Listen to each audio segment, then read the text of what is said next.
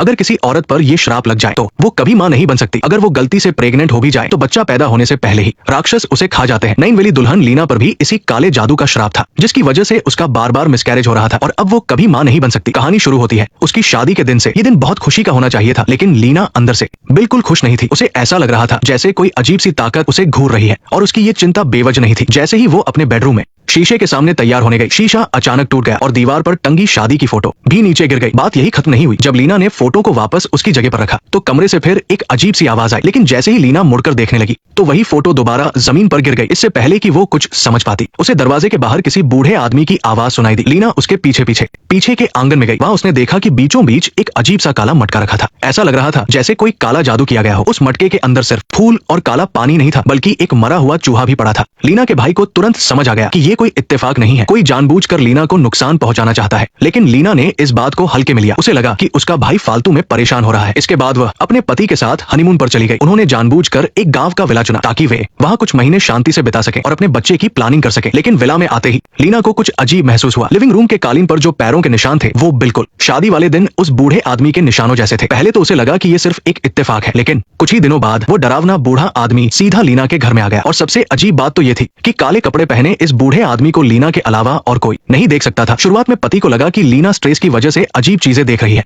लेकिन सिर्फ लीना जानती थी कि वो कोई वहम नहीं था। वो बूढ़ा आदमी सच में एक शैतान था। उस रात जब लीना अकेले नहा रही थी तो वो भयानक बूढ़ा फिर से उसे घूरने लगा। वो बाथरूम के कोने में छिपकर लीना को नहाते हुए देख रहा था। फिर जब लीना सोने गई तो उस बूढ़े आदमी ने हद ही पार कर दी। वो सीधा छत से लीना के ऊपर कूद पड़ा। लीना लीना लेकिन इतनी बुरी तरह डरने के बाद भी उसके पति को यही लग रहा था कि लीना बस स्ट्रेस में है और थोड़ा आराम करने से ठीक हो जाएगी। अपने पति को भरोसा न करते देख लीना के पास और कोई रास्ता नहीं था। उसने चुपचाप अपना हनीमून खत्म करने का फैसला किया। 2 महीने की इस परेशानी के बाद आखिर उन्हें एक खुशखबरी मिली। लीना प्रेग्नेंट हो गई थी, लेकिन उनकी ये खुशी ज्यादा देर तक नहीं टिकी। उस शैतान बूढ़े ने फिर से लीना पर अपना साया डाल दिया। उसने वही पुरानी चाल चली और लीना की कमजोरी का फायदा उठाते हुए फिर से उसके सपने में घुस गया। उसने अपने तेज नाखूनों से लीना का पेट चीर दिया और उसके अजन्मे बच्चे को जबरदस्ती बाहर निकालकर सीधा अपने मुंह में डाल लिया और जिंदा निकल गया। डर के मारे लीना की आंख खुली तो उसके पेट में भयानक दर्द हो रहा था। अस्पताल में चेकअप के बाद पता चला सपने की तरह ही असल में भी उसका बच्चा पेट में ही मर चुका था और उसके पेट पर पड़े निशानों ने लीना को पक्का यकीन दिला दिया कि वो बूढ़ा आदमी कोई वहम नहीं बल्कि एक असली शैतान है। इसलिए उसने अपने पति से छुपकर एक तांत्रिक को बुलाया ताकि वह उस शैतान को भगा सके। तांत्रिक ने पूरे घर को अच्छे से देखा और तुरंत समझ गया कि लीना पर किसी काले जादू का श्राप है, जिसकी वजह से उसका बच्चा गिरा है। हालांकि तांत्रिक को ये नहीं पता था कि ये किस तरह का जादू है, लेकिन अपने सालों के तजुर्बे से उसने कहा कि वो कुछ समय के लिए लीना की जान बचा सकता है। इसके बाद उसने लीना को पवित्र जल की कुछ बोतलें दी और कहा कि इन्हें घर के हर कोने में रख दे और रोजाना दिल से प्रार्थना करे। इससे वो शैतान लीना के घर में नहीं घुस पाएगा। बिल्कुल वैसा ही हुआ। तांत्रिक की बात मानने के बाद अगले कुछ महीनों तक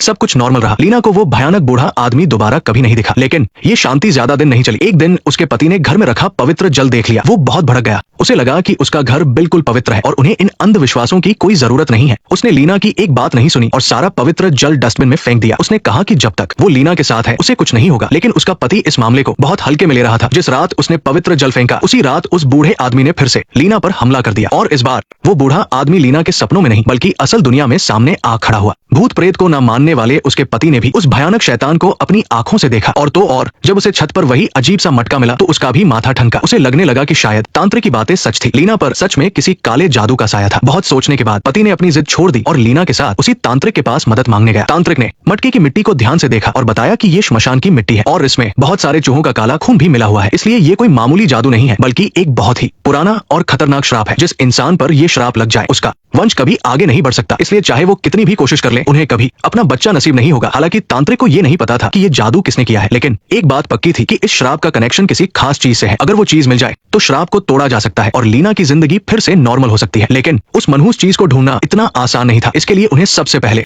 जादू करने वाले इंसान को पकड़ना था, तभी उस चीज का पता चलता। तभी लीना को अचानक याद आया कि शादी से पहले उसका एक बॉयफ्रेंड था जिससे उसका बहुत बुरी तरह से ब्रेकअप हुआ था। इसलिए पूरा शक उसी बात पर जा रहा था कि ये काला जादू लीना के एक्स बॉयफ्रेंड नहीं किया है। इसके बाद तांत्रिक की सुरक्षा में लीना और उसके पति ने कुछ समय शांति से बिताया और साथ ही उसके एक्स बॉयफ्रेंड की तलाश भी शुरू कर दी। इन कुछ महीनों की शांति के दौरान लीना ने फिर से कंसीव कर लिया था। अब उनके घर दूसरा बच्चा आने वाला था। लेकिन इस वक्त सबसे जरूरी यह था कि वो जल्द से जल्द अपने एक्स बॉयफ्रेंड को ढूंढे, उस श्रापित चीज का पता लगाए और उसे हमेशा के लिए खत्म कर दे। तभी उसके पेट में पल रहे बच्चे की जान बच सकती थी। लेकिन उन्होंने बहुत मुश्किलों के बाद जब एक्स बॉयफ्रेंड के ऑफिस का पता लगाया तो किस्मत ने उनके साथ एक बहुत ही भद्दा मजाक किया। हालांकि उन्हें उसका एक्स बॉयफ्रेंड तो नहीं मिला, लेकिन तांत्रिक को यह समझ आ गया कि जादू उसने नहीं किया था। क्योंकि अगर जादू करने वाला मर जाता है तो उसका श्राप भी खुद ब खुद खत्म हो जाता है। लेकिन श्राप अभी भी बाकी था। इसका मतलब था कि जादू करने वाला कोई और ही था। उनके पास जो इकलौता सुराग था वो भी अब हाथ से जा चुका था। किसी को कुछ समझ नहीं आ रहा था कि अब क्या करें। फिलहाल लीना को सुरक्षित रखना और उसकी सेफ डिलीवरी करवाना ही उनका इकलौता मकसद था। लेकिन जैसे जैसे लीना का पेट बढ़ता जा रहा था, उस श्राप की ताकत भी और ज्यादा बढ़ती जा रही थी। वो तांत्रिक के पवित्र जल को भी पार करके सीधे लीना के घर में घुस सकता था, ताकि वो एक बार फिर उसके बच्चे को खा सके। शुक्र है कि इस बार तांत्रिक की सुरक्षा की वजह से लीना बाल बाल बच गई और उसने सही सलामत अपने बच्चे को जन्म दिया। लेकिन तांत्रिक के चेहरे के भाव देखकर लीना समझ गई थी कि जब तक ये श्राप खत्म नहीं होता, वो खौफनाक बूढ़ा उनके बच्चे को कभी नहीं छोड़ेगा। और पिछली बार उस बूढ़े ने लीना के बच्चे को तब छीना था जब वो 7 हफ्ते की गर्भवती थी, और अब ये बच्चा भी जैसा कि लग रहा था 7 साल का होने पर फिर से उस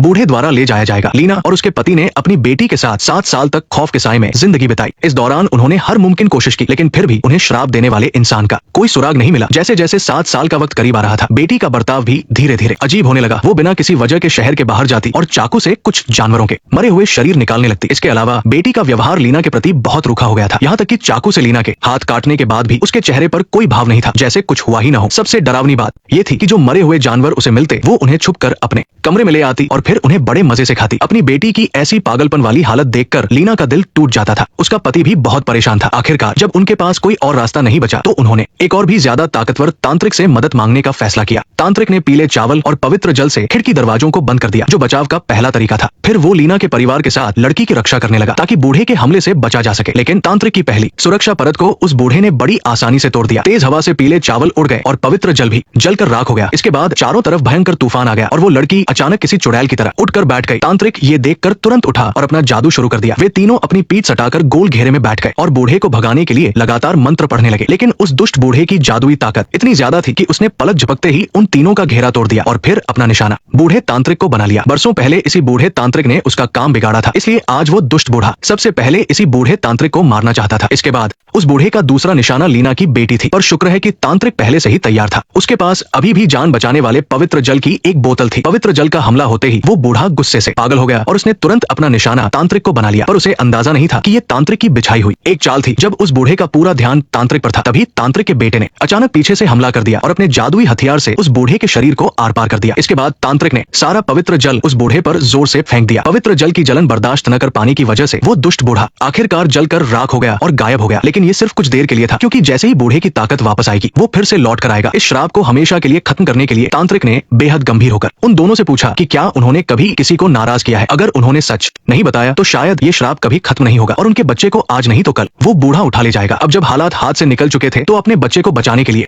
लीना के पति ने अपने दिल में सालों से छुपा हुआ वो राज खोल दिया। असल में लीना से शादी करने से पहले राम की एक गर्लफ्रेंड भी थी और इस गर्लफ्रेंड का चक्कर तब शुरू हुआ था जब वो लीना को डेट कर रहा था। उस वक्त वो औरत राम के साथ ऑफिस में काम करती थी। दोनों अक्सर साथ काम करते थे और धीरे धीरे उनके बीच प्यार हो गया। उस औरत ने राम से कहा कि अगर वो चाहे तो वो उसके लिए अपनी नौकरी छोड़कर पूरी तरह से राम की पत्नी बनकर घर संभाल सकती है। पर उस औरत ने सपने में भी नहीं सोचा था कि वो राम के लिए सिर्फ टाइम पास का खिलौना है। राम के दिल में हमेशा से लीना ही थी, जिसने इतने सालों तक उसका साथ दिया था और वही उसका आखिरी प्यार थी। आखिर 10 साल के रिश्ते को कोई ऐसे ही थोड़े भूल सकता है। इसलिए राम ने उस औरत को धोखा दे दिया जो उससे पागलों की तरह प्यार करती थी और लीना से शादी कर ली। उस औरत का प्यार नफरत में बदल गया और इसी वजह से उसने राम को ये खौफनाक श्राप दिया कि वो जिंदगी भर बे औलाद रहे। राम की बातें सुनकर तांत्रिक को तुरंत एक तरकीब सूझी और उसने अपना जादू शुरू कर दिया। जैसा कि उम्मीद थी, कुछ ही देर में उसे उस औरत के घर का पता चल गया। ये खबर मिलते ही बिना एक पल गवाए दोनों फौरन गाड़ी चलाकर उस औरत के पिछवाड़े में पहुंचे और उस चीज को ढूंढने लगे जिससे श्राप दिया गया था। लेकिन जब वे दोनों लापरवाही कर रहे थे, तभी उस औरत ने अचानक पीछे से हमला करके उन्हें बेहोश कर दिया और फिर उन्हें बांध दिया। अपने पुराने प्यार को देखकर उस औरत की आंखों में पहले जैसी कोई मोहब्बत नहीं थी, बस एक कभी न खत्म होने वाली नफरत और गुस्सा था। उसके चेहरे पर एक शैतानी मुस्कान थी और उसने कहा कि जब तक राम का परिवार इस श्राप का दर्द झेलता रहेगा वो हमेशा खुश रहेगी। जैसे ही वो औरत तांत्रिक पर हमला करने वाली थी, राम ने अपनी बची खुची ताकत इकट्ठा की और पूरी जान लगाकर अपने शरीर से उस औरत को धक्का देकर जमीन पर गिरा दिया। फिर उसने मौका देखकर पीछे वाले हिस्से में दौड़ लगाई और उस काले रंग की चीज को ढूंढ निकाला जिससे श्राप जुड़ा हुआ था। लेकिन बहुत ज्यादा खून बह जाने की वजह से तांत्रिक के पास अब उनके लिए जादू करने का कोई मौका नहीं बचा था। हालांकि अभी भी तांत्रिक का बेटा उनके साथ था। सालों तक अपने पिता से मिली सीख की वजह से वो उस बूढ़े से कुछ देर तक लड़ सकता था, लेकिन कुछ देर की लड़ाई के बाद वो भी थक कर हार गया और और अपनी दर्दनाक मौत से खुद को नहीं बचा सका। अब बिल्कुल अकेली और बेबस लीना ने अपनी बेटी को बचाने के लिए कड़ा फैसला लिया और खुद को उस बूढ़े के हवाले कर दिया। उसने अपनी जान देकर अपनी बेटी की जान बचा ली। जब उसका पति भागकर घर पहुंचा तो लीना को वो बूढ़ा पहले ही ले जा चुका था। घर में सिर्फ उसकी डरी हुई बेटी अकेली और खामोश बैठी थी। अपनी बेटी की सहमी हुई आंखों और अपनी पत्नी की मौत को देखकर राम अब खुद को रोक नहीं पाया। वो उसी रात गाड़ी चलाकर अपनी एक्स गर्लफ्रेंड के घर पहुंचा ताकि वो उससे आर पार की लड़ाई लड़ सके, क्योंकि वो अच्छी तरह जानता था कि अगर उसने इस बेरहम औरत को हमेशा के लिए खत्म नहीं किया तो वो जरूर उससे बदला लेने का कोई न कोई नया तरीका ढूंढ लेगी। अपनी बेटी को इस सब से बचाने के लिए राम ने तय किया कि वो अपने हाथों से अपने इस पुराने प्यार को मार डालेगा। दोनों जैसे ही आमने सामने आए उनके बीच हाथापाई शुरू हो गई। वो औरत भी बहुत अच्छे से जानती थी कि राम उसकी जान लेने के लिए ही वापस आया है, इसलिए बिना कुछ सोचे उसने राम को मारने के लिए एक बड़ा चाकू उठा लिया। उसका दाया हाथ पहले ही कटकर जमीन पर गिर चुका था, फिर भी उसने हार नहीं मानी और अपने बाएं हाथ से चाकू उठाकर राम पर हमला करती रही। लेकिन बहुत ज्यादा खून बच जाने के कारण वो औरत धीरे धीरे होश खोने लगी और कमजोरी के चलते राम ने एक ही वार में उसकी जान ले ली। उस औरत की मौत के साथ ही वो खौफनाक श्राप हमेशा के लिए खत्म हो गया। छोटी बच्ची भी अचानक से पूरी तरह ठीक हो गई। लेकिन इस खुशी के पल को राम और उसकी पत्नी अपनी आंखों से नहीं देख पाए, क्योंकि उस औरत को मारने के बाद राम को लगा कि उसका काम पूरा हो चुका है। अब उसकी सिर्फ एक ही इच्छा थी कि उसकी बेटी हमेशा खुशी से जिंदगी बिताए। जहां तक राम की बात थी, उसे लगने लगा था कि उसने बहुत बड़े पाप किए हैं और अपनी लीना के बिना उसके लिए जीने का कोई मतलब नहीं रह गया था। इसलिए राम ने अपनी जान देने का फैसला किया ताकि वो अपनी लीना के पास जा सके। इन सब दर्दनाक हादसों के बाद उनकी बेटी को अपनी जिंदगी की कीमत समझ आ गई। अपने माता पिता के न होने के बावजूद उसने बड़ी हिम्मत के साथ अपनी जिंदगी आगे बढ़ाई। कई सालों बाद अपनी यूनिवर्सिटी के ग्रेजुएशन समारोह में खड़ी होकर उसने बड़े गर्व से सबको बताया। लेकिन एक बात है जो हमेशा मेरे दिल में रही है। तो दोस्तों, आज की कहानी यही खत्म होती है। मैं हूँ श्यांग झू। मिलते हैं अगले एपिसोड में। नेक्स्ट पार्ट देखने के लिए वीडियो को लाइक करो।